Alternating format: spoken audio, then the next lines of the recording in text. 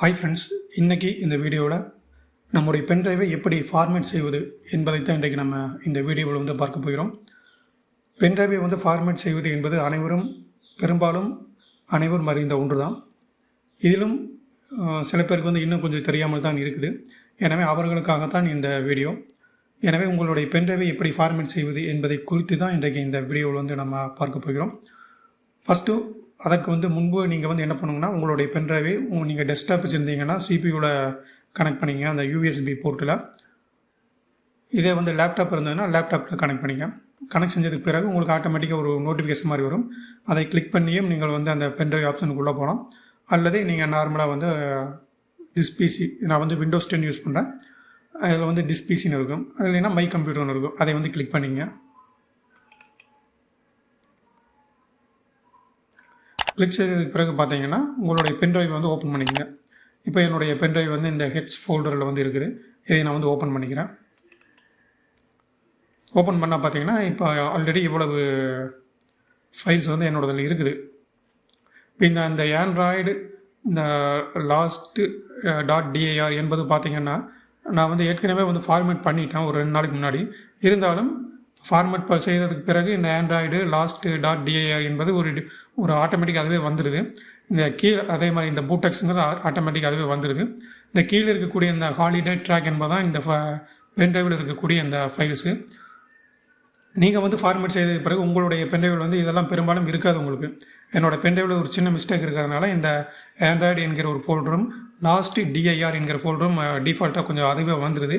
Format செய்ததுக்கு பிறகும் நீங்கள் format செய்ததுக்கு பிறகு நான் சொல்லக்கூடிய அந்த முறைகள் ஃபார்மேட் செய்ததுக்கு பிறகு உங்களுக்கு இந்த இதில் எதுவுமே இருக்காது, ஃபுல்லாக கிளியராக இருக்கும்.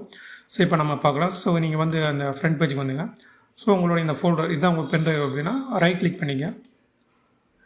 ரைட் கிளிக் பண்ணிவிட்டு அதில் பார்த்தீங்கன்னா உங்களுக்கு ஃபார்மேட் அப்படின்னு ஒரு ஆப்ஷன் இருக்கும். அதில் கிளிக் பண்ணிங்க.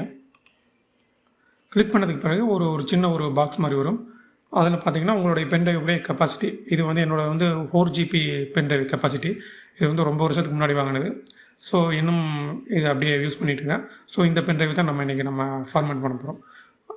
3.77 GB மாதிரி காட்டுது. ஆனால் இது 4GB கொண்டாடுது. ஸோ இதை அப்படியே விட்டுருங்க. அதே மாதிரி ஃபைல் சிஸ்டம்னு ஒரு ஆப்ஷன் கீழே காட்டும். இதில் பார்த்தீங்கன்னா உங்களுக்கு நிறைய ஆப்ஷன்ஸ் காட்டும். அதை கிளிக் பண்ணிங்கன்னா NTFS, FAT, FAT32 default, EXF18 மாதிரி காட்டும். நீங்கள் அந்த டிஃபால்ட்டாக FAT32 இருக்கா இல்லையா, அதில் டிஃபால்ட் அப்படியே விட்டுருங்க. வேறு எதுவும் சேஞ்ச் பண்ண வேண்டாம். அதே மாதிரி மற்ற எதையும் நீங்கள் சேஞ்ச் பண்ண வேண்டியதில்லை. அலோகேஷன், யூனிட் சைஸு அதில் பைட்ஸ் மாதிரிலாம் கொடுத்துருப்பாங்க. ஸோ நீங்கள் எதுவுமே சேஞ்ச் பண்ண வேண்டாம், அப்படியே விட்டுருங்க. எல்லாத்தையும் விட்டுட்டு நீங்கள் அந்த குயிக் ஃபார்மேட் பண்ணுறோமான்னு கேட்குது. அந்த ஆப்ஷனை டிக் பண்ணுறதுனா டிக் பண்ணிங்கன்னா உங்களுக்கு ரொம்ப குயிக்காக ஃபார்மேட் ஆகிடும். இல்லை நார்மல் ஒரு ப்ரொசீஜர் படியே ஃபார்மேட் ஆகட்டும், கொஞ்சம் லேட் ஆனாலும் பரவாயில்ல அப்படின்னா நீங்கள் இந்த ஆப்ஷனை டிக்கை எடுத்துட்டுருங்க. ஸோ நான் டிக் பண்ணிக்கிறேன். இது உங்களுடைய நேம் நீங்கள் கொடுத்துக்கலாம். இப்போ நான் இதுக்கு DRIVன்னு கொடுக்குறேன். இது ஒரு சின்ன அளவு தான் டைப் ஆகும். ரொம்ப பெருசாக பேர் போட்டோம்னா டைப் ஆகாது. உதாரணத்துக்கு பாருங்களேன், இப்போ 6 டைப் ஆகும். அதுக்கப்புறம் மறுபடியும் அடிச்சு ஆகாது. இது என்னோடய பென்ட்ரைவில் ஆகலை. ஒருவேளை உங்களுதில் ஆகுமா என்னன்னு தெரியல. நீங்கள் வேணால் டைப் பண்ணி பார்த்தீங்க. இந்த இடத்துல நேம் வால்யூம் லேபிளுங்கிறது அந்த பென்ட்ரைவுடைய நேம்னு வச்சுக்கோங்க. நீங்கள் கொடுக்கக்கூடிய இந்த நேம் கொடுத்துட்டு இப்போ ஸ்டார்ட் கொடுத்துருங்க. ஸ்டார்ட் கொடுத்தீங்கன்னா ஒரு வார்னிங் மாதிரி ஒரு ஆப்ஷன் வரும். Formatting will erase all data on this disk. To format the disk click okay, to quit click cancel மாதிரி வரும். அதாவது நீங்கள் ஃபார்மேட் பண்ணிங்கன்னா எல்லா டேட்டாவும் இந்த டிஸ்கில் இருக்கிறது எரேஸ் ஆகிரும், அழிஞ்சிரும் மாதிரி சொல்லுது. உங்களுக்கு ஓகேனா நீங்கள் ஃபார்மேட் பண்ணுறதுக்கு ஓகேனா நீங்கள் ஓகே பட்டனை கிளிக் பண்ணுங்கள். இல்லை வேண்டாம் அப்படின்னா கேன்சல் கிளிக் பண்ணுங்கள். இந்த ஆப்ஷன் சொல்லுது. நம்ம ஃபார்மேட் பண்ணுறதுக்கு தான் வந்திருக்கோம். அதனால் ஓகேவே கொடுத்துருவோம். ஓகே கொடுத்தீங்கன்னா உங்களுக்கு அந்த ப்ரொசீஜர் ஸ்டார்ட் ஆகும். பார்த்தீங்கன்னா அவ்வளோதான். அந்த உங்களுக்கு அடுத்து சின்ன ஒரு ஆப்ஷன் வரும், ஃபார்மேட் கம்ப்ளீட்னு. நீங்கள் ஓகே கொடுத்துருங்க. ஓகே கொடுத்துட்டு கீழே இருக்கிறது அடுத்த அந்த இதை க்ளோஸ் கொடுத்துருங்க. இவ்வளோ தான் ஃபார்மேட் பண்ணுறது. ஒரு சின்ன வேலை தான்.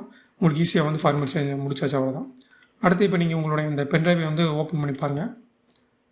இப்போ எனக்கு பார்த்தீங்கன்னா இப்போ நான் முதல்ல சொன்னேன் அந்த 2 ஃபோல்டர் டிஃபால்ட்டாக இருக்கணும். இப்போ நம்ம ஃபார்மேட் பண்ண அப்புறம் அந்த ஃபோல்டரும் எனக்கு ஃபுல்லாகவே எரேஸ் ஆயிடுச்சு.